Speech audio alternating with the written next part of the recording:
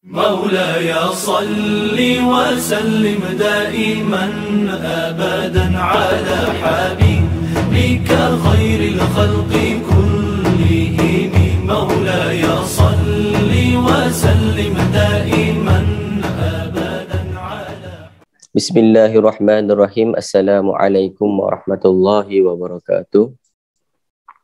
Bismillah, alhamdulillah, nahmaduhu wa nasta'inuhu wa nastaghfiruh wa nu'minu bihi wa natawakkalu alaih wa na'udzu billahi min syururi anfusina wa min sayyiati a'malina may yahdihillahu fala mudhillalah wa may yudlilhu fala hadiyalah.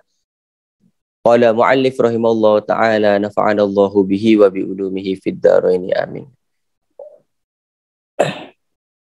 Bismillahirrahmanirrahim. Saya ambil masa pendek saja pagi ni. Kita masuk kepada bab fasal solat Aidain, solat Aid.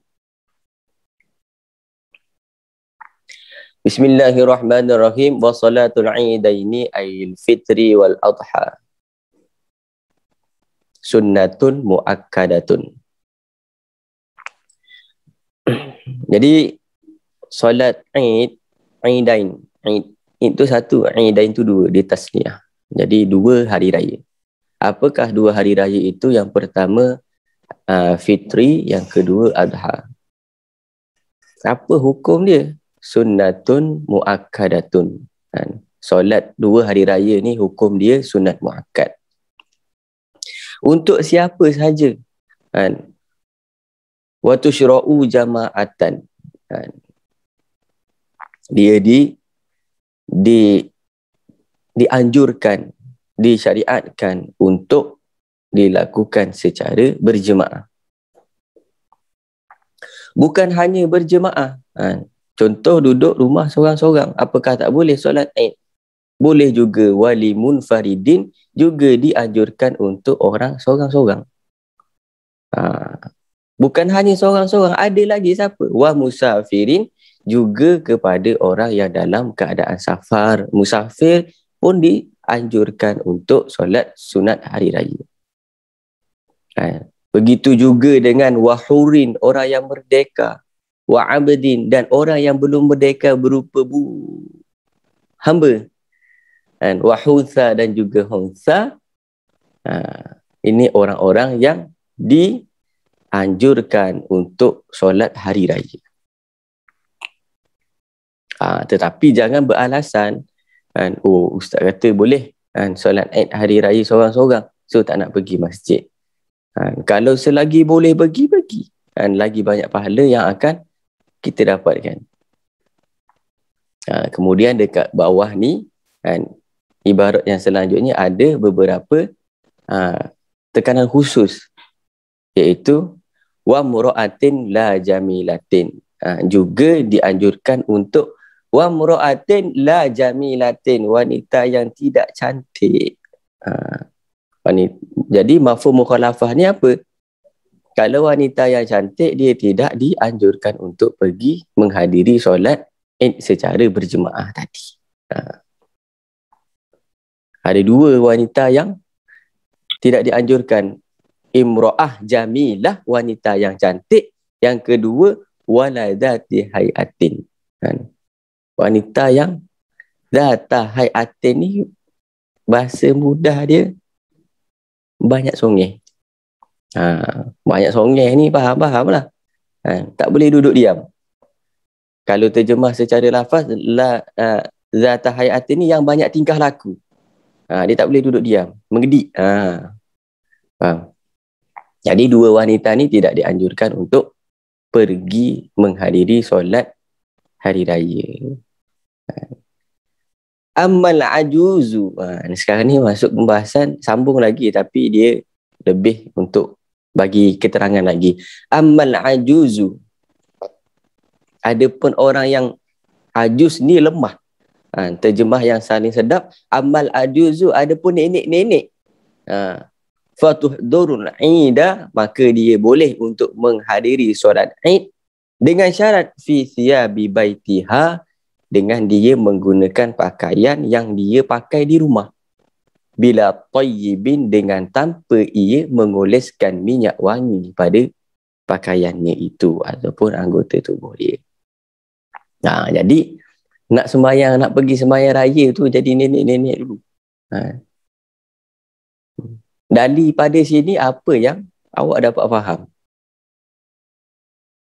Nak tanya.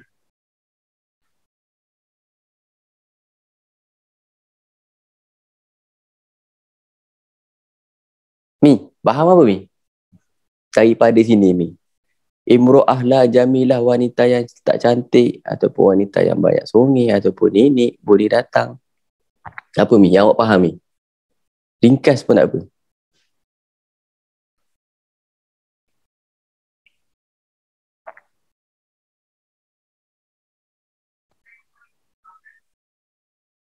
Ni. Maksudnya dia boleh datang macam mana Ustaz? Boleh datang tak kira wanita tu macam mana lah. Jadi wanita-wanita yang boleh pergi menghadiri sembahyang Jumaat tu, kita tengok amal aju nenek-nenek. Apa ada pada nenek-nenek tu? Maksudnya dengan nenek ni, dia tidak mendatangkan fitnah kepada orang yang memandangnya. Kemudian walaupun dah nenek, tetapi dia tetap disyaratkan untuk tidak bercantik-cantik. Pakai baju kat rumah. Ada ke orang pakai baju rumah macam nak pergi makan gulai? Pergi kenduri? Nampak? Kemudian bila thayyibin, tak pakai minyak wangi. Jadi untuk menghadiri sembahyang raya ni sangat-sangatlah dihati-hatikan. Sebab apa yang terjadi sekarang, mungkin sebab kurangnya pengetahuan tentang ilmu, maka tak apalah setahun sekali, maka keluar semua pergi sembahyang raya, tak kira anak dara ke mak dara ke, semua keluar pakai baju baru wangi-wangi, yang mana orang dekat luar tu sebenarnya dia nak tunduk pandangan, tetapi yang keluar tu bidadari syurga yang singgah dekat dunia, maka dia tak dapat untuk menjaga pandangan dia. Maka salah siapa? Faham? Jadi kalau merasa imro'ah jamilah, merasa diri sebagai wanita yang cantik, maka tidak dianjurkan untuk menghadiri jemaah solat hari raya itu, sebab lebih untuk menjaga fitnah. Maka daripada sini kita dapat tahu bahawasanya segala ini dah diatur oleh Allah Subhanahu Wa Taala. Apa sebenarnya maksud tujuan Allah hantar kita dekat dunia ni?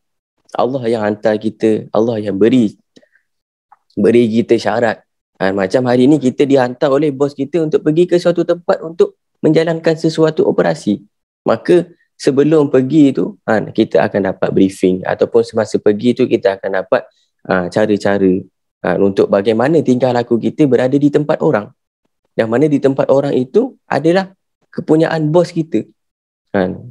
Syarikat bos kita juga, tapi kita pergi ke sana, maka bos kita bagi tahu apa boleh kita buat dekat sana, apa yang tidak boleh kita buat dekat sana. Begitu juga contoh kehidupan kita hari ini. Maka apa yang paling penting dalam kehidupan kita, maka guru saya mengatakan,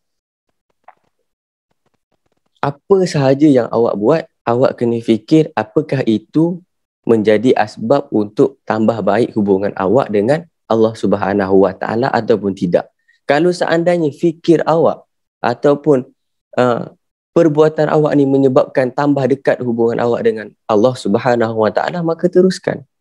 Tetapi kalau perbuatan yang awak buat ni menyebabkan tambah jauh awak daripada Allah Subhanahu Wa Taala, maka tinggalkan. Maka itulah yang paling penting dalam kehidupan kita hari ni. Nampak macam nak pergi solat, tetapi sebenarnya menyebabkan orang jauh daripada Allah Subhanahu Wa Taala. Maka kena hati-hati.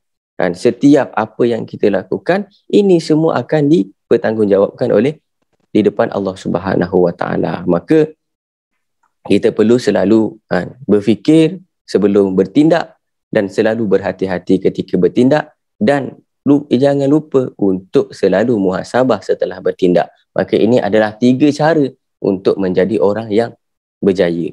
Berfikir sebelum bertindak, berhati-hati ketika bertindak, dan muhasabah selepas bertindak. Mungkin ini saja yang dapat saya sampaikan. Kurang lebih ni saya minta maaf. Ada yang baik datang daripada Allah Subhanahu Wa Taala, yang lemahnya datang daripada kelemahan saya sendiri. Saya minta ampun kepada Allah Subhanahu Wa Taala dan minta maaf kepada anda semua.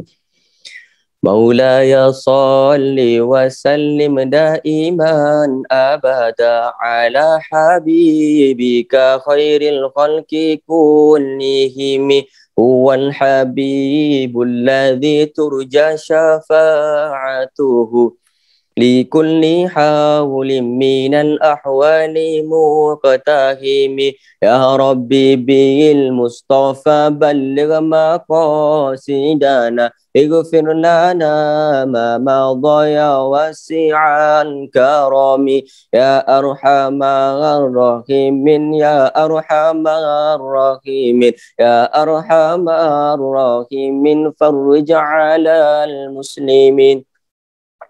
Bismillahirrahmanirrahim. Ya Rabbana a'tarafna bi annana aqtarafna wa ananna asrafna ala ladha asrafna fatub alayna taubatan tawsil kulli haubatan wastur lana aurati wa aminir rawati ya Rabbana a'tarafna bi annana aqtarafna wa ananna asrafna ala ladha asrafna waghfir li walidina rabbi wa mauludina wal ali wal ikhwani wasairil khillani